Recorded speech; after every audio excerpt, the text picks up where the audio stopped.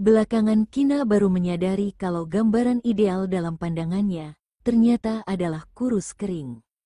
Hari kedua, ketika Kevin mendatanginya untuk mengobati luka di tangan, dia baru saja melihat Kevin dan bertanya tentang pergantian obatnya. Jawaban Kevin adalah dia tidak merekomendasikan untuk ganti obat. Karena kalau ganti obat maka obat yang sekarang harus dihentikan selama 1 hari. Hari kedua baru boleh minum obat racikan baru. Maka dengan begitu tidak bisa mencapai hasil yang diinginkan oleh Ezra, yaitu cepat bisa bicara. Mendengar penjelasan itu, Kina pun merasa tidak rela dan akhirnya menyerah.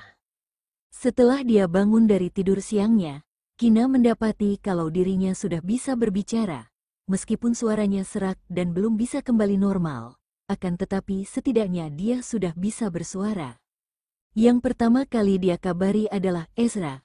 Ezra yang sedang dinas luar merasa aneh melihat Kina menelepon dirinya, tapi dia mengangkatnya.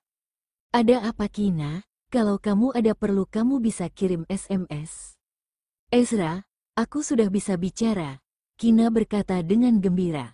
Sudah berdiam diri selama beberapa hari, akhirnya sekarang ia sudah bisa bicara. Di seberang telepon Ezra mendengar suara yang agak serak. Suaranya tidak nyaring seperti dulu. Dia tertegun sejenak. "Kina." Nada bicaranya sama seperti dulu, hanya saja suaranya tidak sama. Kenapa?" Karena bicara di telepon, maka Kina tidak bisa melihat ekspresi wajahnya, jadi dia tidak bisa menebak isi hatinya. "Tidak apa-apa, hanya saja, aku terkejut mendengar kamu sudah bisa berbicara. Dokter pernah berkata paling tidak butuh waktu seminggu baru bisa mulai bersuara. Tak disangka setelah diobati selama 2 hari, dan mulai minum obat dari Kevin kemarin, hari ini dia sudah bisa berbicara. Mungkin pita suaranya belum sepenuhnya pulih sehingga suaranya agak serak." "Ezra, sekarang aku sudah bisa bicara, jadi tidak perlu minum obat lagi kan?" Dia menanyakan pendapatnya. "Menurutmu bagaimana?" Dia balik bertanya. "Aku rasa tidak usah. Kalau kamu mau suaramu seumur hidup seperti itu, ya tidak usah minum." Dia berkata dengan nada biasa tapi penuh ancaman. Mendengar hal itu, Kina pun merasa takut. Sepertinya, itu tidak akan terjadi kan? Dia juga tahu kalau suaranya yang sekarang tidak begitu enak didengar. Kalau itu terjadi, maka dia pasti akan sangat frustrasi. Dokter Kevin pasti punya alasannya sendiri kenapa dia meresepkan obat untuk 3 hari. "Sekarang kamu baru bisa bicara. Nanti kamu harus menjaga pita suara dengan baik. Kalau obatnya dihentikan siapa tahu suaramu hanya akan bertahan seperti ini, dan tidak bisa disembuhkan lagi." Ezra sengaja menakut-nakuti demi kebaikan dirinya. Kina tertegun sejenak. "Kalau begitu, aku akan habiskan obatnya." Dia berdeham puas. "Kalau kamu merasa bosan sendirian di kamar, kamu bisa pergi mencari Albert mengobrol dengannya." "Baiklah, aku sudah tahu." Selesai menjawabnya, dia langsung menutup telepon. Ketika mendengar suara tut-tut pertanda telepon telah diputus, sorot matanya terlihat penuh sayang dan dia tertawa pasrah. Ketika Kina sampai di depan pintu kamar Albert, Satpam memberitahunya kalau dia pergi keluar. Satpam tidak tahu dia pergi kemana. Beberapa hari ini dia berniat mencari Albert, karena Albert biasanya jarang keluar dari kamarnya, dan saat ini tiba-tiba Albert pergi dari kamarnya dan tidak memberikan pesan, membuatnya merasa khawatir. Dia mencoba menelepon tapi tidak diangkat. Dia mencoba beberapa kali lagi, akan tetapi hasilnya tetap sama. Dia masuk ke kamar Albert dan berkeliling tapi sama sekali tidak menemukan Albert. Dia merasa panik. Dia bergegas menelepon Ezra dan berbicara dengan sangat panik. "Ezra, Albert menghilang. Dia tidak ada di kamarnya. Satpam bilang kalau dia pergi tapi dia tidak mengangkat teleponku." "Kina, kamu tenang dulu. Aku tanyakan dulu." Mendengar suaranya yang panik, ekspresi Ezra pun sedikit suram. Dia menenangkan perasaan Kina dulu, baru mematikan teleponnya dan segera menelepon Vito. "Kakak kedua, ada apa?" Vito berada di toko kue dan sedang memilih cemilan. Meskipun kakak iparnya sudah ditemukan, akan tetapi wanita itu masih merasa tidak bersemangat. Orang bilang kalau makan cemilan maka perasaan akan membaik, jadi dia berniat membelikan beberapa cemilan untuknya. Apakah kamu bersama dengan Albert? Ezra mendengar nada suara adik ketiganya yang agak gembira, jadi dia bertanya. Tidak. Vito asal menjawab, barulah dia sadar ada yang tidak beres. Tunggu dulu, Kak, kamu bilang Albert tidak ada di kamarnya. Kina sudah bisa bicara, dan tadi aku menyuruhnya mencari Albert untuk mengobrol. Ternyata Albert tidak ada di kamarnya. Satpam bilang Albert pergi keluar tapi tidak bilang pergi kemana. Ezra menyampaikan berita itu dengan nada serius. Aku akan segera pulang. Vito bergegas mengantongi handphonenya lalu melangkah keluar dari toko kue. Dengan cepat dia sudah kembali ke kamar Albert. Namun dia hanya melihat Kina berdiri di sana dengan gelisah. Vito, apa kamu tahu Albert pergi kemana? Ketika melihatnya, dia langsung bertanya. Aku menerima telepon dari kakak kedua dan bergegas pulang. Vito menjawab dengan nada tidak pasti. Dalam perjalanan kembali dia juga terus menelepon handphone Albert, tapi tidak diangkat. Dia mencari ke seluruh ruangan, hingga akhirnya melihat sebuah surat yang ditimpa dengan gelas berada di meja bulat di samping jendela. Vito langsung membukanya. Di dalamnya hanya tertulis beberapa kata. Kina, aku ingin pergi tamasya dan menenangkan diri. Tidak usah khawatir dan tidak usah mencariku. Aku tidak apa-apa Albert. Wajah Vito seketika memucat, kedua tangannya meremas kertas surat tersebut. Dia menduga kalau Albert bukan hanya sekedar pergi liburan sendiri. Dia masih punya pekerjaan yang belum selesai. Syuting dramanya baru separuh jalan, sedangkan dia tidak bilang kapan dia akan pulang. Kalau hanya sekedar menenangkan diri, kenapa harus pergi diam-diam? Dia juga tidak mengangkat telepon. Dia pergi seorang diri. Bagaimana kalau dia jatuh ke tangan Ahri lagi? Tiba-tiba dia teringat kalau beberapa hari ini manajernya Albert sering datang. Mungkin dia tahu Albert pergi kemana. Vito segera menelepon manajernya. Setelah teleponnya berdering beberapa saat barulah manajernya mengangkat telepon. Direktur Tangmo, ada masalah apa? Albert, Vito langsung bertanya dengan nada dingin.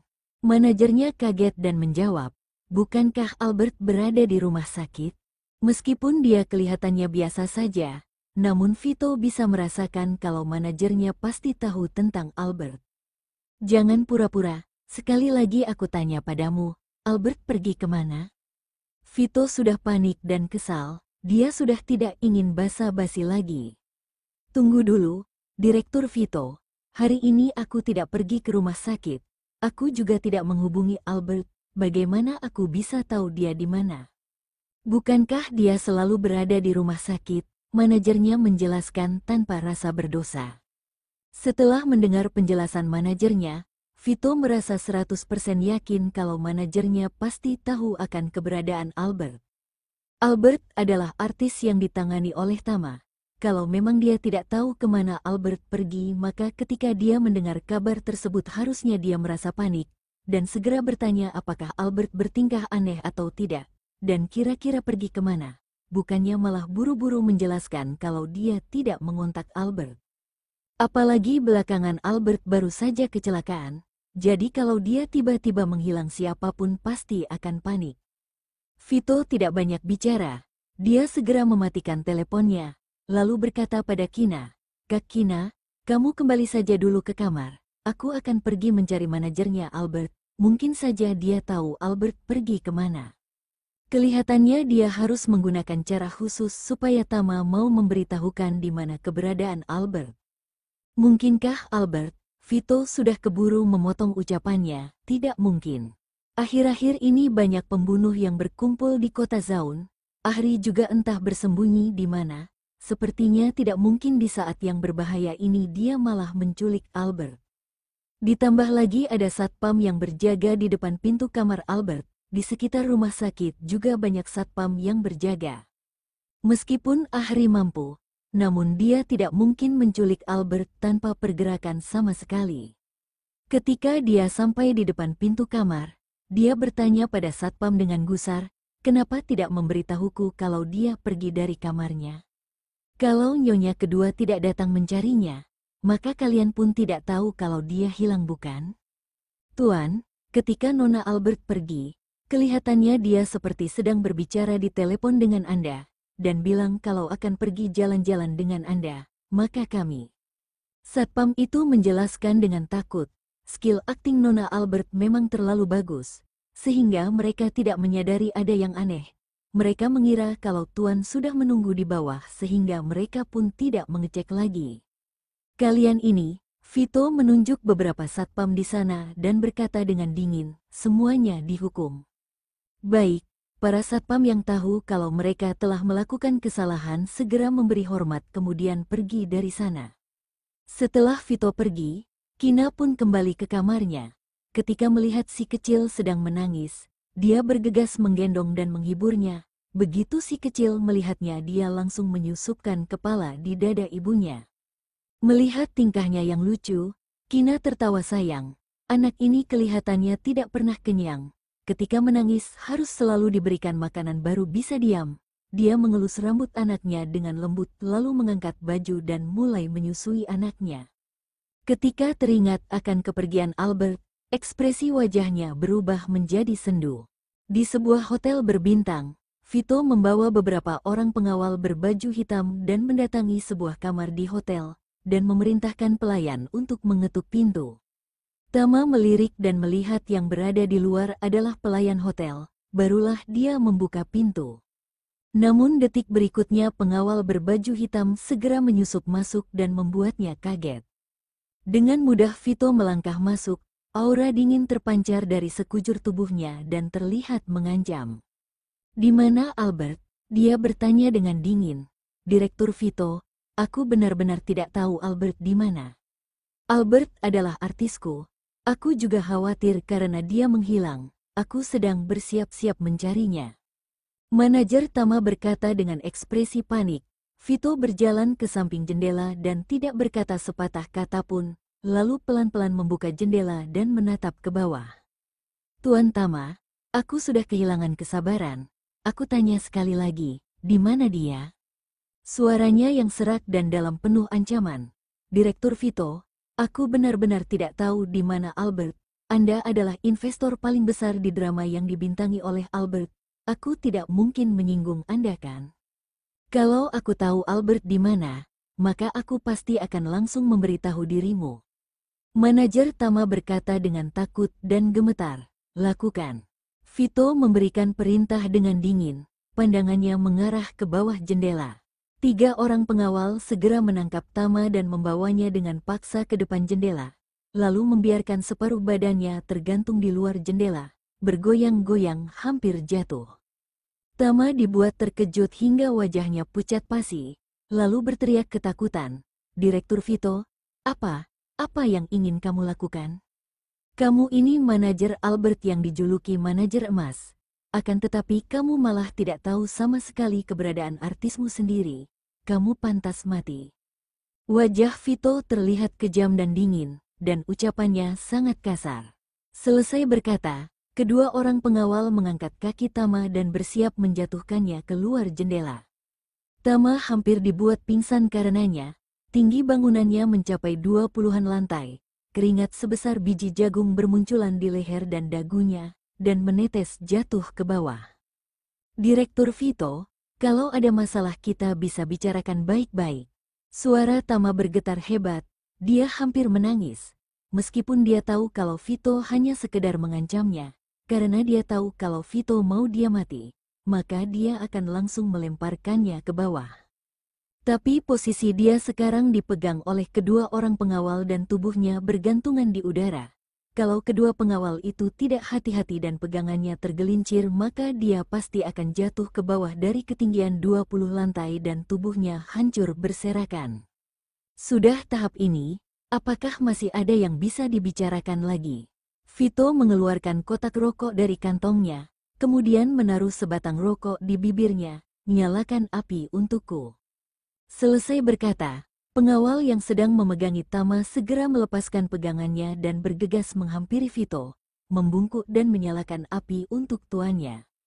Sedangkan Tama yang baru saja dilepas, dia berteriak tidak karuan dan mengira dirinya sudah mau jatuh. Ketika dia menyadari kalau dia tidak jatuh dan masih ditahan oleh pengawal yang satu lagi, dia merasa seperti hampir mati, hanya saja tidak ada tangisan yang keluar.